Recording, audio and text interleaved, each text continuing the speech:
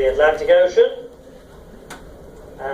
So since I spoke to you yesterday, we continued in a west-southwesterly direction until we were due south of the final position of Titanic at around 1:30 this morning, and that was south of the tail of the bank, the Grand Banks of Newfoundland.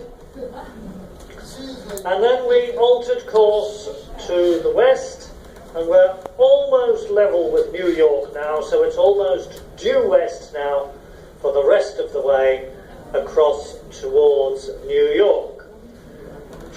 Had this been the summer months, we would have been considerably further north, and we would overnight have been already on the continental shelf of the United States in shallower water, with the chances of seeing some wildlife round about.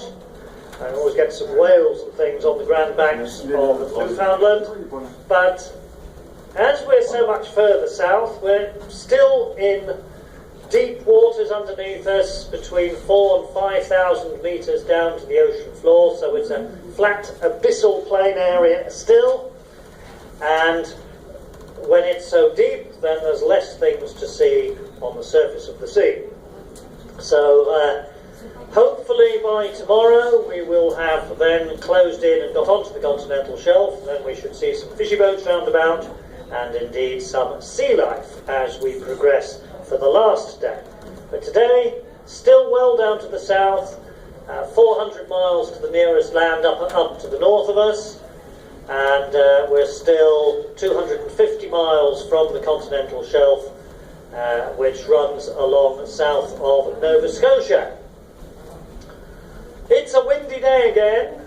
Another depression system bringing some strong wind, and the winds at the moment from the northwest reaching 50 knots, which is storm force, so that's very strong winds. So most of the doors to the outer deck will be secured for your protection.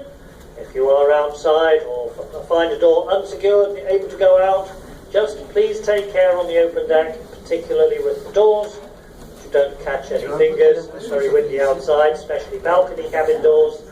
Just be careful in the wind.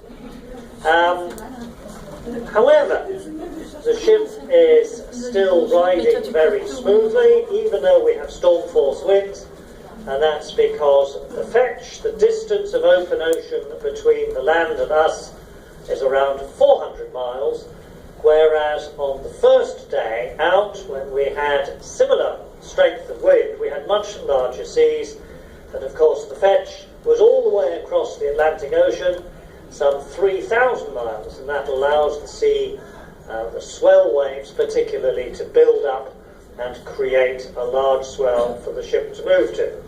So with the less distance for the swell to build up, the swell's not nearly so high, and the ship can move nicely even though there's storm force winds. Were you in a somewhat smaller ship, it would be quite uncomfortable today. There will be a navigational chart which covers our crossing, will be auctioned off this afternoon at 5 p.m. in the Queen's Room. It's been signed by myself and the navigational bridge team. Any proceeds from that will go to the Prince's Trust, with which Cunard has a close affiliation. Have a wonderful afternoon, ladies and gentlemen. I'd just say we can congratulate David Cameron and the Conservative Party as they have won the UK elections and have done very well to get an overall majority. Here's Christopher Rolls. Thank you, Captain.